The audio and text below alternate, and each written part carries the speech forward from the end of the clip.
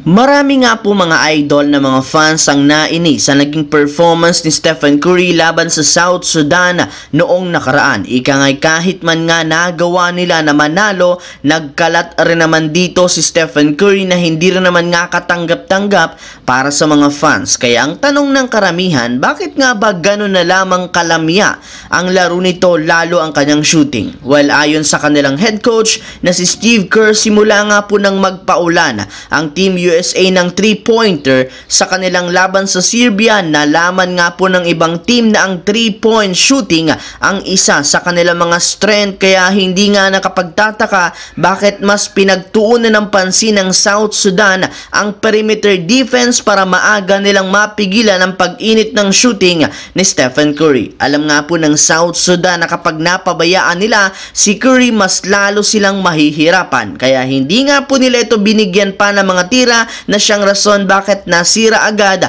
ang rhythm nito. Maliban nga po mga idol kay Curry, isa rin namang malaking katanungan ngayon. Bakit nga ba hindi tinatanggal ni Coach Steve Kerr si LeBron James sa starting lineup simula nang mag-umpisa ang Olympics? Bago yan, ang video ng ito ay hatid sa inyo ng 1xBet. Suportahan at manalo sa inyong paboritong kupunan sa NBA, PBA, MPBL at ngayong Paris Olympics at iba pang sporting events. Maaaring makakuha up to 12,000 cash bonus sa inyong first deposit gamit ang aking promo code. Pag tama prediction mo, panalo ka. Simple lang, pindutin lamang ang link sa comment section at mag-register gamit ang inyong GCash account para makapag-cash in at cash out. Isang paalala, tumaya ng responsable. Well, ayon nga po sa naging pahayag nito, dahil nga sa sobrang galing, sobrang taas ng IQ ni LeBron, samahan mo pa ng laki at lakas ng katawan nito, kayang-kaya nga po niyang mag-adjust agad at mag-adapt sa lahat ng klaseng game plan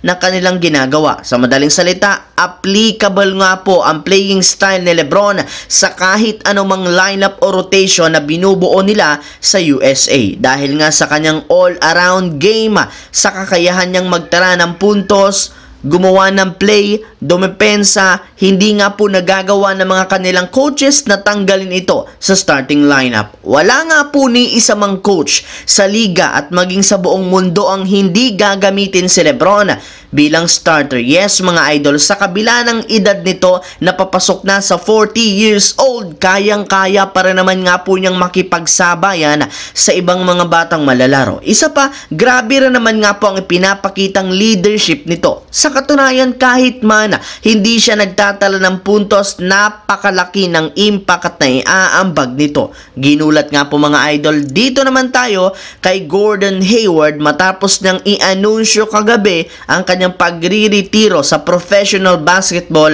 sa kanyang social media account. Ayon dito, pinasalamatan nga po niya ang Panginoon at lahat ng walang sawang sumusuporta sa kanya simula nang mag-umpisa siya ng karir sa NBA, mula sa mga coaches, teammates, trainers, kaibigan at sa kanyang buong pamilya at lahat ng mga fans. Siyempre, sa kabila nga po ng mahihirap niyang pinagdaanan sa kanyang karera, kagaya na lamang na parating pagtatamo ng injury. And speaking of injury mga idol, isa na nga siya sa mga malalaro na tuloy-tuloy nasira ang karir dahil sa pagtatamo ng injury, kagaya na lamang ng nangyari kina Derrick Rose, Tracy McGrady at Greg Oden na pare-parehong nanlamya ang performance simula nang magkaroon ng injury. Kung inyo nga pong matatandaan, nag-umpisa nga po ang hindi paganda ng kalusugan ni Hayward simula nang mabali ang kanyang binti noon sa kanilang opening game laban sa Cleveland Cavaliers taong 2017. Yes mga idol, simula niya